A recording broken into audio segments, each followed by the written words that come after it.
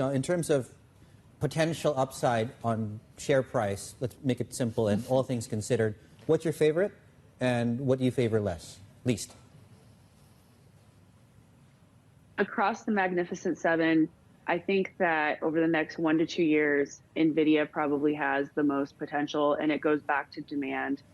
We are seeing unprecedented demand for their GPUs.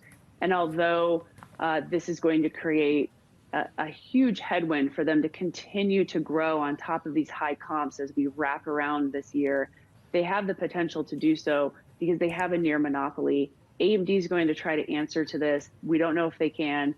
I'm positioned to own both, but Nvidia just has this unprecedented demand. The only other time we've seen this was the iPhone with Apple. Second, I would say I would throw Netflix in there. I think that they've come up this week. They've shown that they have they're insulated in a recession or weakened consumer spending.